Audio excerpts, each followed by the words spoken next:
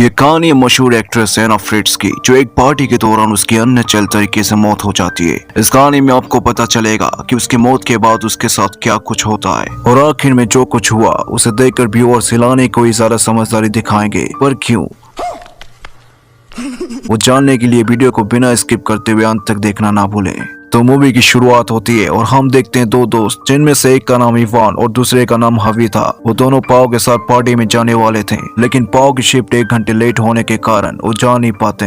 Ivan पाओ से कहता है, तुमने तो प्रॉमिस किया था कि हम साथ चलेंगे, लेकिन कोई नहीं, इसका भी जुगाड़ है मेरे पास। हम हॉस्पिटल की टेरिस पर दारू पियेंगे और मियाँ खलीफा की हॉट वीडियोस देखकर हिलाएंगे। पाओ कहता है, नहीं, बिल्कुल भी नहीं, ऐसे तो मेरी नौकरी जा सकती है। लेकिन इवान कैसे भी कर पाओ को मना ही लेता है। वो तीनों हॉस्पिटल की टेरिस पर कभी बातों ही बातों में पाओ एना फ्रिट्ज का जिक्र करता है। वो कहता है कि आज इस हॉस्पिटल में मशहूर एक्ट्रेस एना फ्रिट्ज की बॉडी लाई गई है, जिस कारण मेरी शिफ्ट 1 घंटे लेट थी। ये सुनकर इवान कहता है, यार पाओ, मुझे एना फ्रिट्ज को बस एक बार देखना है, क्या तू हमें वहाँ लेके चल सकता है? पाओ कहता है, बौरा गया हो का, ये बहुत रिक्सी है, अगर किसी ने देख लिया तो बवाल हो जाएगा। लेकिन लंगोटिया यार होने के कारण इस बात पर भी वो राजी हो जाता है। वो उन्हें उस मोर्ग में लेके जाता है जहाँ पर एना फ्रिट्ज की बॉडी रखी हुई थी। वो तीनों उस मोर्ग में एंटर करते हैं और यहाँ पर पाओ कहता है, मुर्दे घर में तुम्हारा स्वागत है।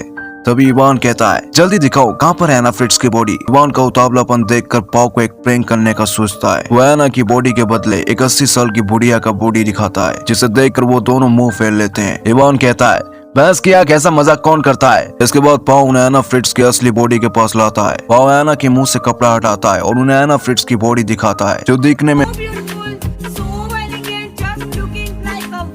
इवान कपड़ा और नीचे करता है, क्योंकि उसे बिल्कुल यकीन नहीं हो रहा था कि वो एक मशहूर एक्ट्रेस की डेड बॉडी के पास खड़ा है। वो एना के जिस्म को छूता है और उसकी चूची दबाता है। अब इवान के दोस्त हबी को ये काफी अजीब लगता है, क्योंकि किसी डेड बॉडी के साथ ऐसा करना अच्छी बात नहीं है। तभी इवान हबी को इसे छू कर महसूस करने को कहता है और उसका दोस्त ऐसा ना चाहते हुए भी करता है। अब इवान ने सारी हदें पार कर दी। वो कहता है कि वो एना के साथ बस एक बार करना चाहता है, लेकिन इवान का दोस्त ऐसा करने से मना करता है। वो कहता है कि ये सब गलत है, लेकिन इवान तो जैसे जिद पर अड़ा था, क्योंकि उसके सामने एक मशहूर एक्ट्रेस की बॉडी थी। अब चाहे वो जिंदा हो या मुर्दा, उसे बस संभोग करने से मतलब था और अपने दोस्तों के साथ खुद भी नेल करता है। इसके बाद वो एना की बॉडी के पास जाता है और एना की बॉडी को फिर से निहारता है। इसके बाद पाओ अपने फोन से वो पिक्चर्स दिखाता है, जिसमें उसने एक 16 साल की लड़की की डेड बॉडी के साथ संबंध बनाई थी। पाओ इवान से कहता है, अब तुम जो कुछ भी एना के साथ करोगे, मैं भी सेम वैसा ही करूंगा। तभी इवान कहता है, मैं एना के साथ संभोग करूंगा। ये सुनकर इवान का दोस्त हबी कहता है, ये गलत है और तुम्हें ऐसा सोचना भी नहीं चाहिए। उनकी किसी बात पर बहस हो जाती है, जिससे हबी नाराज होकर एक दूसरे रूम में चला जाता है। अब इवान एना की बॉडी के साथ संबंध बनाता है।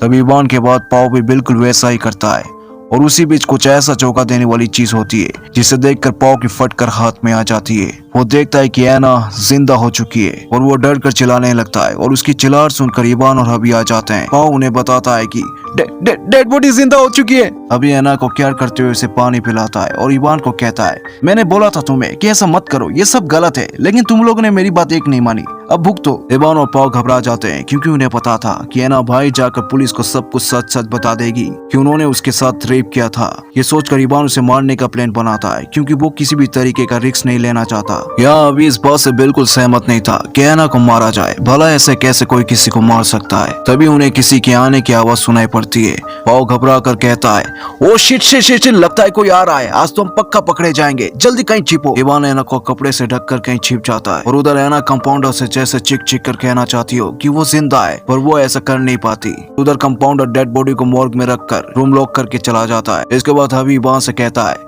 तुमने जो गलत काम किया उसकी सजा तो तुम्हें मिलनी चाहिए ना। ये सुनकर इवान गुस्से में आ जाता है और हबी को घूसे बेघूसे मारने लगता है। पाओ उसे ऐसा करने से रोकता है। इवान गुस्से में हबी को इतना मार देता है, जिससे उसके सर पर एक गहरी चोट आ जाती है और काफी खून बहने लगता है। इवान को रियलाइज होता है कि ये उसने कितनी बड़ी गलती कर दी, उसे ऐसा बिल्कुल नहीं करना चाहिए था। हबी की हालत खराब होती जा रही थी, वो चाहकर भी उसे फर्स्ट एड दे नहीं पा रहे थे, क्योंकि कंपाउंडर जाते वक्त रूम लॉक कर गया था। अब इवान और पाओ हबी को एक दूसरे रूम में लाते हैं। इवान हबी से कहता है, दोस्त तुझे कुछ नहीं होगा, मैं हूँ तेरे साथ, बस अपनी आंखें खुली रख। तभी पाओ एना को भी उस रूम में लेके आता है। इसके बाद इवान और पाओ फर्श पर गिरा खून को साफ करते हैं। पाओ अपने कपड़े चेंज करता है। तभी उसका कलीग भी वहाँ आ जाता है। एना उसे बताने की कोशिश करती है कि वो जिंदा है और मुसीबत में है, लेकिन उसके बोलने से पहले इवान उसके मुंह में हाथ रख देता है और उसे बोलने नहीं देता। और उधर पाओ को इमरजेंसी के लिए जाना पड़ता है। वो उसके कलीग के साथ वहाँ से चला जाता है। इसके बाद इवान देखता है कि हबी सांसें नहीं ले रहा था, एना कहती है कि शायद अब वो मर चुका है। जब थोड़ी देर बाद पाओ वापस आता है तो उसे भी पता चलता है कि हबी की डेथ हो चुकी है और पाओ रोने लगता है। इवान पाओ को कहता है कि इसमें मेरी कोई गलती नहीं है, मैंने उसे जानबूझकर तो नहीं मारा, ये बस एक हादसा है। एना कहती है देखना इन सब के लिए तुम्हें जेल होगी। इवान कहता है शट अप, अपना मुंह बंद रखो। इसके बाद इवान पाओ को बाहर लेके आता है। इवान पाओ से कहता है देख यार, अगर हम एना फ्रिट्ज को नहीं मारते तो हम बहुत बड़े प्रॉब्लम में आ सकते हैं। इनफैक्ट हमारी लाइफ, हमारा फ्यूचर सब कुछ तहस महस हो जाएगा।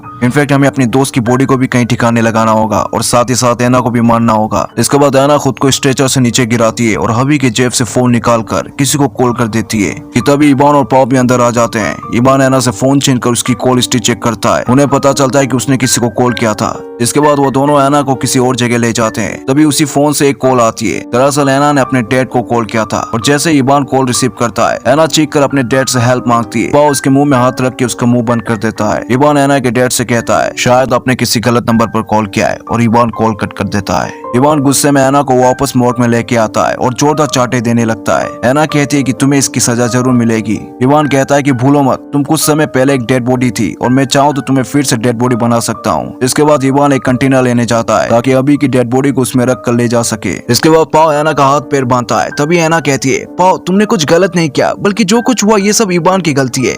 इवान ने तुम्हारे दोस्त को मारा है। पाओ कहता है ठीक है, पर वो एक एक्सीडेंट था। एना कहती है नहीं, बल्कि जब तुम यहाँ नहीं थे तो उसने तुम्हारे दोस्त का गला घोटकर उसे मार दिया। ये सुनकर इवान सोचने पर मजबूर हो जाता है कि क्या सच में इवान ने अपने दोस्त को मारा है। तभी इवान आता है और कहता है जल्दी करो, हमारे पास बिल्कुल समय नहीं है। तब पाओ एना का मुंह टेप से बंद कर देता है और उधर इवान बाहर जाकर एक कंटेनर का बंदोबस्त करता है। तब तक एना किसी तरीके से अपने हाथ पैरों की रस्सी खोल लेती है और स्ट्रेचर से गिर जाती है। उसके ज्यादा समय तक बेहोश होने के कारण उसके पैर सूंद पड़ चुके थे, जिस कारण वो चल नहीं पाती, लेकिन फिर भी वो रेंगते रेंगते उस मोड़ से निकल जाती है। इवान पाओ से आके कहता है एना मोर्ग में नहीं है, वो भाग चुकी है। पर वो भागी कैसे?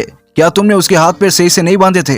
फिर वो दोनों उसे ढूंढने लगते हैं। एना रेंगते रेंगते हॉस्पिटल की लिफ्ट तक पहुंचती है। लिफ्ट का दरवाजा बंद होने वाला होता है कि इवान आ जाता है और एना को घसीटे घसीटे मोर्ग के अंदर ले जाता है। इसके बाद पाओ इवान से कहता है मैं जानता हूँ कि तुमने अभी को मारा है। इवान पाओ से कहता है हाँ मैंने उसको मारा, पर वो एक एक्सीडेंट था, मैंने जानबूझकर तो उसे नहीं मारा। लेकिन पाओ कहता है नहीं तुम झूठ बोल रहे हो, तुमने उसका गला दबाकर उसे मार दिया।